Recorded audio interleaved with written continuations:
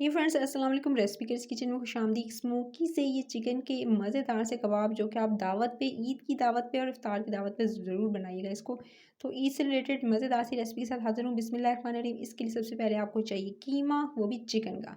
Chicken का कीमा कर लीजिएगा, 1 पाव के करीब ये मैंने लिया है चिकन का कीमा। सिंपली आप बोनलेस लेकर थाई पीस, ब्रेस्ट पीस लेकर उसको आप चॉपर में चॉप कर लीजिएगा और कीमा आपने इस तरह से ले लेना है। और उसके बाद आपने ऐड करना है उसके अंदर फाइनली चॉप्ड किया हुआ धनिया। धनिया धोकर शामिल कीजिएगा और उसको फाइनली चॉप्ड कर लीजिएगा, बारीक बारीक काट लीजिएगा। इसके अंदर शामिल करेंगे 3 अदद हरी मिर्चें फाइनली चॉप्ड करके। अगर आप ज़्यादा तीखी होंगी तो आप इसके अंदर जो है वो कम मिकदार में ऐड कर सकते हैं हरी मिर्चों को। फाइनली चॉप्ड की हुई हरी मिर्चें चली गई। फिर ये है जी प्याज। एक दरमियाने साइज़ का प्याज लिया था और उसको मैंने अच्छे से ग्रेट कर लिया और इस तरह से उसको उसका पानी निकाल कर उसका जो गूदा है वो इसके अंदर शामिल करना है। प्याज का पानी जो है वो आपने निकाल देना है। उसके बाद आपने इसके अंदर शामिल करना है, ये मैं लहसुन पाउडर इस्तेमाल कर रही हूँ। तकरीबन 1 टीस्पून भरकर मैंने इसके अंदर लहसुन का पाउडर इस्तेमाल किया है। साथ में आपने इसके अंदर पेपरिका पाउडर इस्तेमाल करना है, 1 टीस्पून ही भरकर। पेपरिका पाउडर चला गया। अब आपने इसके अंदर शामिल करना है तकरीबन 1 टीस्पून भर के ही कुटी हुई लाल मिर्च।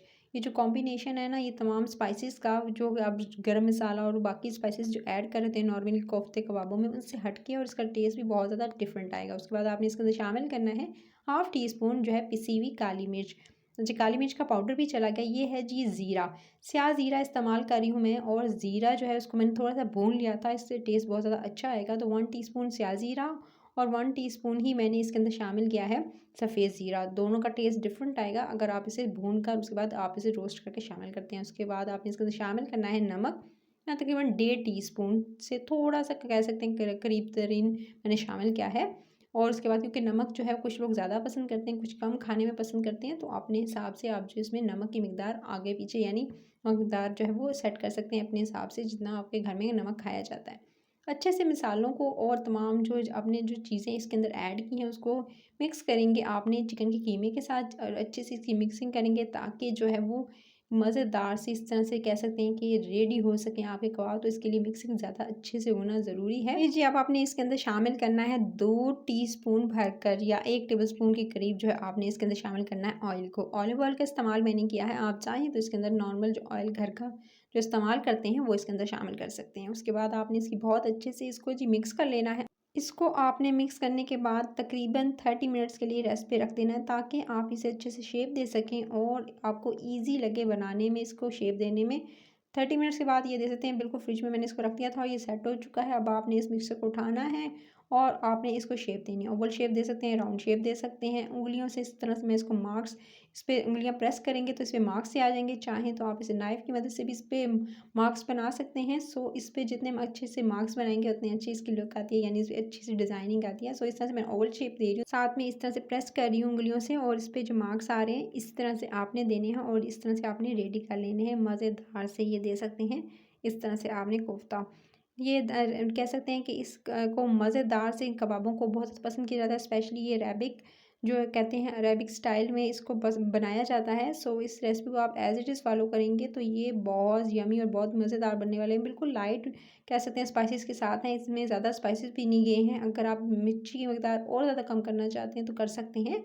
उसके बाद इसी तरह से जो है मैंने बनाए हैं ओवल शेप देते हुए और इस तरह से आप उँगलियों के ऊपर मार्क्स देंगे, इस तरह से प्रेस करेंगे और इस पे फिंगर से इस तरह से आपने जी इसके ऊपर मोटिव से बना लेने हैं। उसके बाद अब आपने इस तरह सेट करके इसको किसी भी आप कह सकते हैं बटर पेपर पर पहले रख दीजिएगा और उसके बाद उसे फ्रिज में थोड़ी देर सेट होने के लिए रख दीजिएगा। ये दे सकते हैं जी, मैंने इसको जी अच्छे से बना लिया था और अब आप इस स्टेज पर इसे फ्रीज़र में फ्रीज़ कर सकते हैं। चाहें तो जब जी चाहे आप इसको बनाएं और उसके बाद इसको यानी बनाकर आप फ्रीज़र में फ्रीज़ करें किसी भी एयर टाइट जार में डालकर। उसके बाद आप इसे जब दिल चाहे इसको फ्राई कर सकते हैं, इंस्टेंट इसे फ्राई कर लीजिएगा। कोई इसमें ज़्यादा जो वो नहीं है, ये मेक एंड फ्रीज़ रेसिपी है। सो इसको बस अब मैंने निकाला है और उसके बाद अब आप इसको जो है वो इसे ईज़िली मैं इसको फ्राई करूँगी और हल्की सी दरमियानी आँच पे इसको ऑयल में जो है वो इसको डाल देना है सिंपल और इसको फ्राई करना है।